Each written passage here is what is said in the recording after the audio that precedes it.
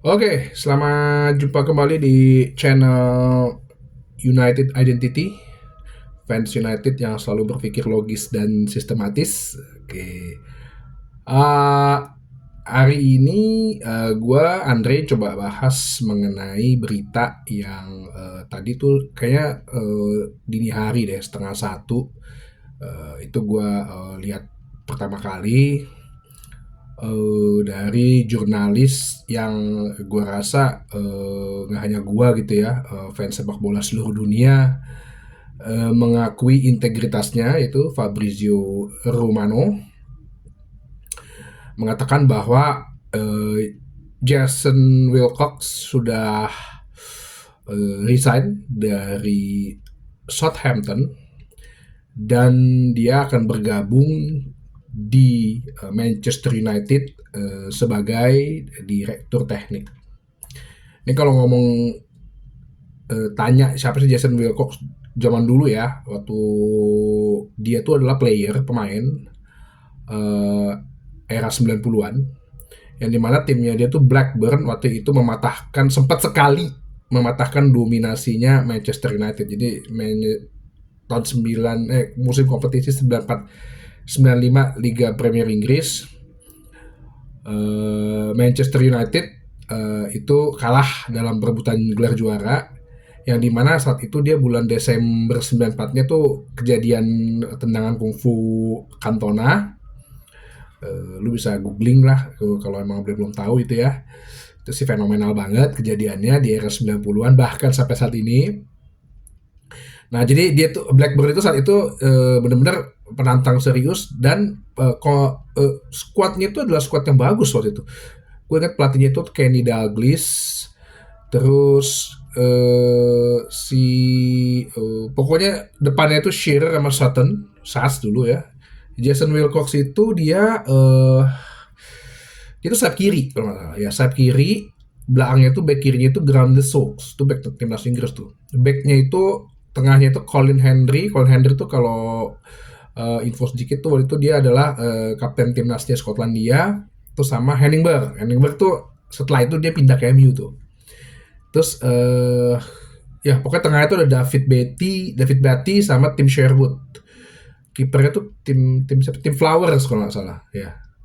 Nah, Jason Wilcox ini emang habis main di era 90-an, terus dia masuk ke manajemen gitu loh. Di manajemen itu setelah dia setelah dia selesai sebagai pemain di Blackpool, dia itu join di Manchester City sebagai coaching staff tahun 2012. Nah, dia itu dulu mengurus akademinya gitu. Akademinya itu yang membawa timnya youth-nya Manchester City tuh juara FA Youth Cup.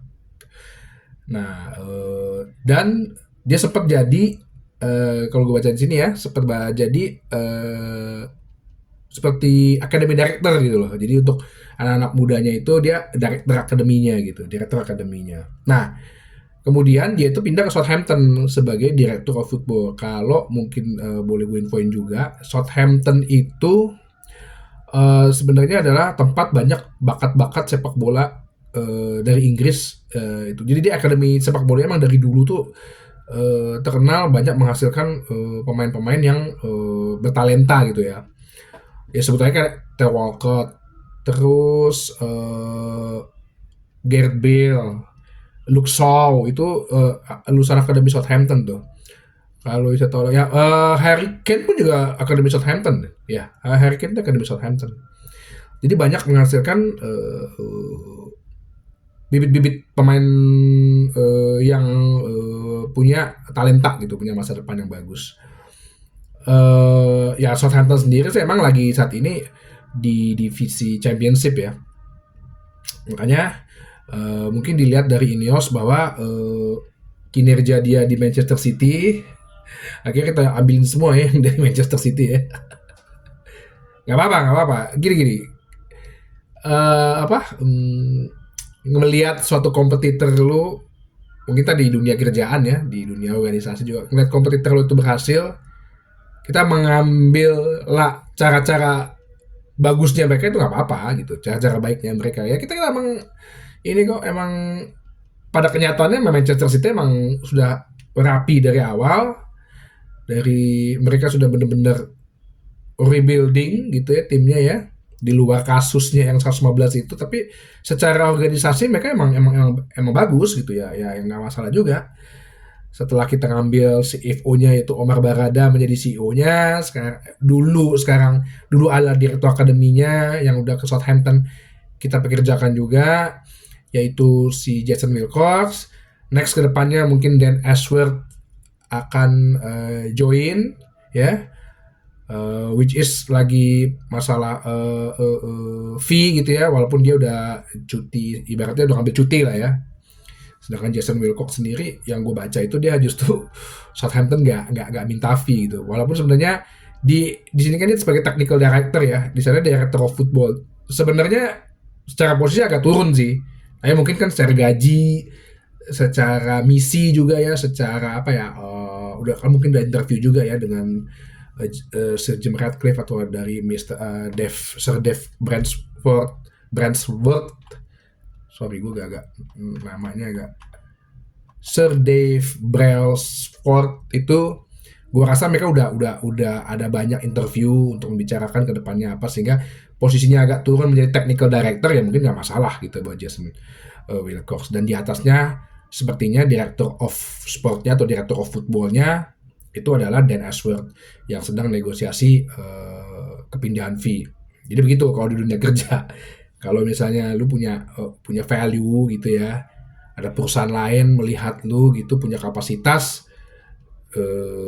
biasanya tuh ada fee-nya tuh gitu. Jadi don't worry, nggak hanya ditransfer pemain, nggak hanya di football manager untuk urusan transfer fee gitu ya. Di dunia pekerjaan tuh bisa ada seperti itu. Nah, penunjukan Jason Wilcox ini memang menunjukkan keseriusan Ineos untuk membangun ya timnya ya. Dan jujur aja sih, benar-benar ini gue bilang sih hampir sama dengan apa yang City lakukan gitu. Manajemennya dulu diurusin, staff-staffnya, direktur footballnya siapa dulu, technical directornya siapa dulu. Karena begini loh, di sepak bola saat ini emang udah nggak bisa lagi coach atau ya kita bilang manajer lah ya, itu memegang peranan terlalu penting. Karena apa? Yang banyak diurus sekarang udah banyak gitu loh. Dalam sepak bola itu nggak hanya soal masalah permainan gitu loh. Unsur-unsur penting lain tuh ada. Nutrisinya pemain, fitnessnya pemain, psikologisnya pemain. Nggak lagi bisa dengan cara lama seperti Alex Ferguson yang datang ke ruang ganti, hair dryer treatment, terus berharap dia baik. Nggak, pasti ada permasalahan-permasalahan lain. Cedera pemain, kenapa? Kalau lu lihat sekarang fisioterapinya MU tuh udah dipecah-pecatin tuh. Dapur aja baru kemarin bulan Oktober atau November ya yang ada kasus Anthony Martial salah jadwal karena dapurnya ternyata lagi dibikin baru. Itu aja baru gitu loh. Terus ada lagi kemarin set pieces coachnya Eric Ramsey itu secara halus gitu ya diusirkan atau ditempatkan atau dirisainkan untuk dia menjadi pelatih di Amerika. Dan kalau gue lihat sekarang terbukti, lu kalau lihat beberapa pertandingan ini kita udah gak jarang loh, kayaknya udah gak pernah deh dapat kemasukan gol dari set piece ya, dari tendangan sudut, tendangan bebas, itu udah gak lagi kalau lu lihat. Jadi perlahan-lahan gitu loh, perlahan-lahan. Dan dengan ada technical director ini, fungsinya sebenarnya apa sih? Technical director itu untuk merumuskan, ini kita akan bermain seperti ini bersama dengan pelatih ya, dengan pemain ini. Nanti dia tuh udah yang urusannya pemain-pemain mana nih yang cocok.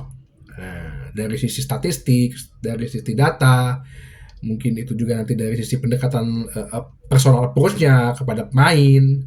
Nah, nanti si director of footballnya yang akan sebagai tim negosiator gitu loh. Ini harganya berapa, gajinya berapa. Kita nggak bisa juga kemahalan karena selama ini Manchester United udah pernah historical kasih gaji kemahalan, ujung-ujungnya pemain jadi merasa di zona nyaman. Nah seperti itu. Jadi kedatangan Jason Wilcox ini gue rasa memberi suatu petunjuk ya bahwa jangka panjang ini benar-benar Ineos atur dengan rapi, organisir dengan rapi. Jadi bukan sekedar hanya masalah pecat pelatih atau stay pelatih, bukan masalah itu gitu loh. Semua aspek-aspeknya, parameter-parameternya semua itu dibenahin dulu gitu loh. Karena semuanya, apalagi bilang masalah di Manchester United itu, apalagi setelah Alex Ferguson nggak ada gitu ya, udah bukan lagi masalah hanya di pelatih gitu loh, di seluruh lingkupnya. Ya lo bilang aja dapurnya aja baru dibuat gitu loh, pelatih fisik fisioterapisnya aja baru dipecat-pecatin. Jadi masalah itu sangat kompleks dan nggak relevan banget berita untuk mengatakan bahwa pecat pelatih, nggak seperti itu. Di sisa 9 pertandingan ini plus 2 mungkin ya pertandingan Piala FA, gue rasa Ineos dengan Erik ten Hag udah berdiskusi bahwa yang penting tujuannya sekarang ini pertandingan kita menang. Don't care menangnya itu apa, mau lucky win, ugly win, apalah tendangan gol penentu kemenangan menit akhir lah, gol cuma dapat dari penalti lah, whatever lah, yang penting itu menang sekarang ya. Karena udah gak ada waktu lagi nih untuk Erik ten Hag memikirkan aduh skemanya seperti apa ya, filosofi pertandingan seperti apa ya, game udah gak ada waktu lagi. Ini mungkin 9 pertandingan sisa tujuan kita menang. Nah, sebagai fans United yang punya identitas, yang berpikir logis dan sistematis, kerja kita apa? Ya dukung aja tim kita udah. Nanti kita bersiapkan lagi, karena dengan kemenangan ini kita bisa masuk ke zona Liga Champion, kita punya dana untuk untuk transfer pemain, sama ya kita bisa menentukan standar yang tinggi nih untuk kedepannya lagi, bagaimana tim ini akan bermain, kualitas individu mana yang nantinya akan kita terapkan, akan kita standarisasi seperti itu sih ya. Jadi ya semoga kedatangan Jason Wilcox ini, bukan semoga sih, gue udah yakin banget dengan kedatangan Jason Wilcox ini, manajemennya semakin rapi, manajer juga semakin di backup, MU sebagai tim sepak bola permainannya akan semakin bisa diterapkan gameplaynya, dan kemenangan ya pasti itu akan datang. Ya itu aja sih dari gua, dari channel United Identity. Tetaplah menjadi fans United yang berpikir logis dan sistematis. Sampai jumpa di bahasan berikutnya di channel ini. Yuk.